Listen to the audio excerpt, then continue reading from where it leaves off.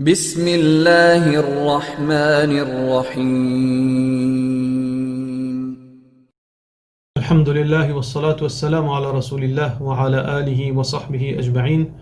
Frères et sœurs en islam, assalamu alaikum wa rahmatullahi wa barakatuh. Question numéro 1, question de la part d'une personne anonyme et il demande un support moral que ce garçon n'est plus croire dans Allah. Ce garçon n'est plus croire dans Allah. Alors, tout d'abord, nous faisons dua qu'Allah subhanahu wa ta'ala protège nous, protège nos familles, protège nos enfants. Qu'Allah subhanahu wa ta'ala garde nous avec iman et fait nous vivre avec iman, fait nous mourir avec iman et fait nous relever avec iman. Mais, dunya, Allah subhanahu wa ta'ala lui choisit. C'est lui qui mérite la guidance, Allah subhanahu wa ta'ala lui donne la guidance. C'est lui qui pas mérite la guidance, Allah subhanahu wa ta'ala lui pas donné la guidance ou bien lui reprend la guidance. Allah subhanahu wa ta'ala yahdi man yasha wa yudillu man yasha. Allah lui guide ça qu'il a envie et lui égare ça qu'il a envie. Mais un parent, il besoin faire ses efforts au maximum. Nous faisons nos efforts au maximum, hidayat dans la main Allah. Innaka la tahdi man ahbabt, walakin Allah yahdi man yasha. C'est pas toi qui guide ça qui t'a envie, c'est Allah qui guide ça qu'il a envie. Sa parole-là, sa verset-là fin descend dans car Rasulullah sallallahu alayhi wa sallam qui tient envie, qui se tchacha embrasse l'islam. Mais Allah qui décide la guidance. Ce tchacha fin mot comme un non-musulman. Nuh alayhi salam, ce garçon fin mot comme un non-musulman. Ibrahim alayhi salam, ce papa fin mot comme un non-musulman. Alors la guidance n'est pas un héritage. N'est pas un héritage, mais c'est un choix qu'Allah lui fait. C'est lui qui méritait. Alors, pas encore trop tard, ou en tant que parent, ou en tant qu'un frère, ou en tant qu'une sœur, ou lève la main ou fait doigt avec Allah subhanahu wa ta'ala, qui Allah tourne les qui indimun vers la guidance, qui Allah subhanahu wa ta'ala enlève bonne raison pour laquelle un indimun est capable de faute. Parfois arriver dans la vie, un indimun est capable de faire un coup dans la vie, une déception dans la vie, il y a le tia sa colère là, Allah. Et dans beaucoup de gens comme ça, quand il fait une déception, il tia colère là, Allah, il arrête de faire namaz, il arrête de croire dans Allah, les causes mauvaises, Allah. Alors, nous besoin guetter ça garçon-là qui n'arrive pas, qui ce problème. Alors, essayez de faire les comprendre, faire les raisonner, qui, quand arrive une déception, c'est pas Allah qui entoure. Ou bien, besoin guetter sa fréquentation, qui dit mon il peut fréquenter, qui fait mettre bande de temps sur la tête, et faire lui arrête de fréquenter sa bande de monde là, et capable un monde venir expliquer, mettre lui dans le droit chemin. Et on fait dua avec Allah subhanahu wa ta'ala, quand on prend bonne précaution pareil, Inch'Allah, dua, vraiment les sens qui chose, on fait dua qu'Allah subhanahu wa ta'ala fait sa garçon-là, les retourne vers le droit chemin, qu'Allah subhanahu wa ta'ala donne l'iman dans le meilleur délai possible, Inch'Allah. Question suivante, question de nos frères Yassine, K. Il dit, un monsieur fume cigarette, est-ce qu'il est haram? Est-ce qu'il y a une punition là? Et nous pas besoin de d'une perspective islamique. Nous tout connaissons moralement que cigarette c'est une petite chose qui n'est pas bon ça. Mais pas seulement religion, common sense trouver que cigarette il y a quelque chose qui n'est pas légal. D'ailleurs la loi même montre qui quantité de méfaits dans la cigarette. Il y a poison, 1000 poisons passés dans la cigarette. Cigarette et dans l'alcool là-dedans. Cigarette est une forme de gaspillage. Cigarette amène maladie.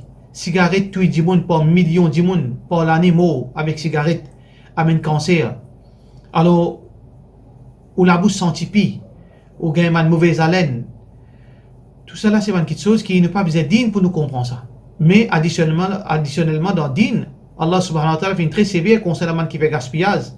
Ou acheter une boîte de cigarette 100 roupies, 200 roupies. Pour moi, au brille cigarette pour n'avoir sans aucun bénéfice qui gagne avec ça pour nous les corps, pour 10 000 roupies par mois. Innal mubadhirina kanu ikhwan ash-shayatin. C'est tellement ban qui fait gaspillage de frais de shaitan. Donc, cigarette, il y a un gaspillage, et il fait dit, wala tulqu bi aydikum ila tahluka, n'a pas provoqué destruction pour eux-mêmes. Alors donc, cigarette complètement les haram, c'est lui qui fait fume cigarette, définitivement, il peut faire péché, et il mérite punition avec Allah subhanahu wa ta'ala. Question suivante, question anonyme, c'est un dimoun, il y en a 70 000 roupies, comment les bizarres tiers zakat? Alors, nous connaissons, on a deux méthodes de zakat. Nous avons une méthode qui base l'eau silver et une méthode qui base l'eau. Alors, nous, l'opinion, c'est que la méthode plus authentique, c'est nous baser l'eau.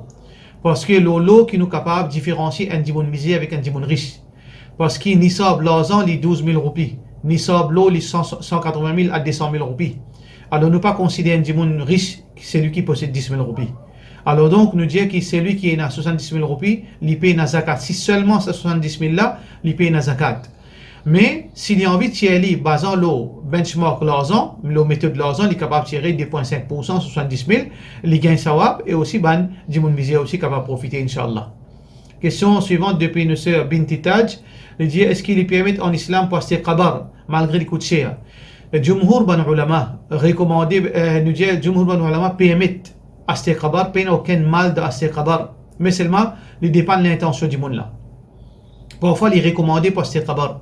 Si vous connaissez, vous vivez dans l'endroit, vous vivez dans un pays qui, après chaque 5 ans, et dans les autres djimoun pour rentrer là-dedans. Parfois, djimoun qui rentre après là, on enterre au maman, ou bien on enterre aux familles. Après ça, le 5 ans, le djimoun étranger vini, commence à faire shirk, commence à faire bid'al ou sa qabar.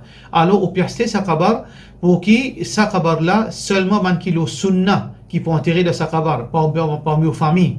Ou bien, au fin faire un ticket plus large pour 10 ban qui djimoun lo sunna, alors c'est une question qui est appréciable, pas aucun problème.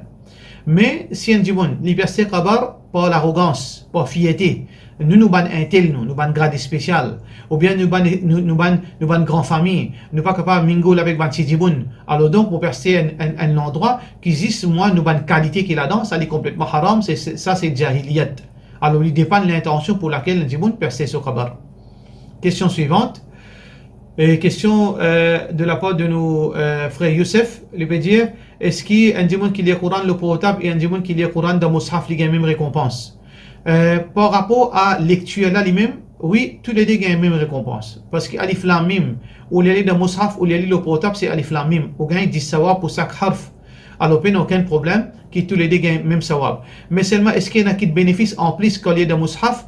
Et ban salaf fin recommandé lié dans Mus'haf, qui veut dire il y a plus de comment dire, nous capables de dire d'une façon de parler plus les plus sincères d'une façon ou bien les plus bénis. On peut trapper kalam Allah dans l'ami parce qu'il portable c'est pas kalam Allah. Par contre Coran ça Mus'haf là-dedans il y a kalam Allah capable de tous lire. Alors donc ça il y a un plus dans Mus'haf. Mais par rapport à sawab non portable ou bien Mus'haf nous gagnons même sawab inshallah. Question suivante, question de nos frères Samad C. Salam alaikum, un djimoun il garde 6 nafil, après il arrête de faire namaz. Est-ce que ce nafil compté? Comment nous connaissons l'opinion plus forte, c'est que celui qui n'a pas fait 5 fois namaz, il n'est pas musulman. Alors c'est un djimoun il garde 6 rosa, après il arrête de faire namaz, il peut mettre sa bonne action en danger. S'il est mort dans sa état là, toute sa bonne action elle donne de l'eau. Donc, s'il fait tauba après, Inch'Allah, Allah pour récompenser sur bonne action, sur bonne sawab, sur bonne rosa qu'il a gardé. Mais un djimoun, il ne faudrait pas qu'il, après 6 nafil, il commence à négliger salat. Ça, c'est pas la vie d'un vrai musulman. Question suivante, question de nos frères Nazim S. Cheikh, est-ce qu'il est possible pour lire 7 fois surat al-Fatiha et al-Kursi, 3 coups, souffler dans de l'eau et boire? Si ça donne forme ruqya, un djimoun malade, il est possédé par shaitan, il est ligier. Un djimoun peut faire ça, il peut casser dans de l'eau et ensuite il peut boire ça de l'eau. Ruqya là, il n'a aucun problème parce que beaucoup de ulama finissent dire qu'il n'a pas de problème, gagne droit. Mais si un djimoun il peut faire ça comme un habitude tous les jours avant de boire de l'eau, il souffler, ça c'est un bid'a. Ça c'est un bid'a. Si nous pouvons faire dans une forme ruqya, oui. Mais si nous faisons d'une façon, comment dire, tous les jours, une habitude dans nous, qu'avant nous lions de l'eau, nous lions 3 coups, nous lions un tel kursi, ça c'est une question qui n'a pas existé. Alors donc, ruqya oui, mais faire ça vient de l'habitude non. Et question suivante, question de nos frères Imran A. Moi j'ai une question concernant Koulev. Est-ce que, comment nous débarrasser de Koulev là? Nous tuons après 3 warnings ou bien nous êtes l'idéal? Nous n'avons pas le droit de tuer Koulev. Koulev avec serpent, des questions différentes. Serpent, il est mortel. Alors que Koulev, normalement, il n'est pas mortel. Alors donc, nous pas demander de warning. Nous pas d'y aller. Ça c'est pour serpent. Si nous avons envie d'y aller 3 fois, ok, si nous pas aller, nous pas tuer. Ça qui nous fait, nous tirer dans la mesure du possible avec un balai, et nous réciter, nous mettre dans l'appel, et nous être l'idéal. Nous pas faire des dito, parce que nous n'avons pas gagné droit en tant que musulman, faire une créature dito sans aucune raison valable.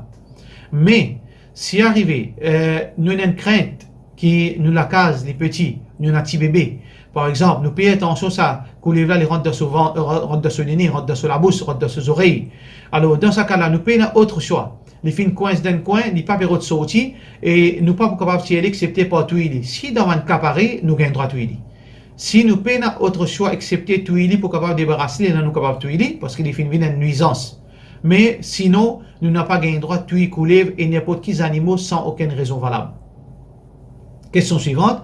Question de nos frères, de nos sœurs Saberoun. Il veut dire, est-ce qu'il y a un musulman pratiquant qui a le droit de manger, boire côté non-musulman? Veut dire qu'il soit un hindou, un chrétien, les autres communautés. Les dépend qui fait nous peut le manger là-bas. Par exemple, il y a un cas, par exemple, nos voisins invitent nous, ou bien nos patrons invitent nous, nos collègues de travail invitent nous manger. Alors, si sa invitation n'a aucune relation avec religion, il n'a aucune fête religieuse, alors au pire, il invite nous manger parce qu'il n'a pas bon voisinage, pas veut dire l'estime qui est là pour, ou bien pas, il peut envier remercier ou faire un travail pour l'inviter à manger. Si il n'a pas, et si il n'a aucune chose anti-islamique dans sa manger là, il n'a aucun problème. Mais par rapport à manger qui nourriture qui ne peut pas manger là-bas, si poulet ou bien la viande, si un non-musulman, il ne faudrait pas qu'il, par exemple, un idolâtre, il ne faudrait pas qu'il fait une coupe sa poule là, ou bien il fait une égaux sa animaux. Mais s'il est dans le bazar ou bien dans un cold storage, il est capable, il n'a aucun problème s'il a manger là-bas, mais seulement nous devons prendre en considération qu'il ne faudrait pas un haram, il ne faudrait pas un les autres qui sont anti-islamiques. Question suivante. Question de la part de nos frères Fayaz. Et ma question, c'est qui ban business qui Rasulullah sallallahu alayhi wa sallam fait encourager et comment nous calcule le profit de business. Tout d'abord, frères en islam et sœurs en islam, Allah subhanahu wa ta'ala fin dit wa ahallallahu al-bay'. Allah fin fait halal commerce. N'importe qui commerce, alhamdulillah, c'est une question qui est recommandée.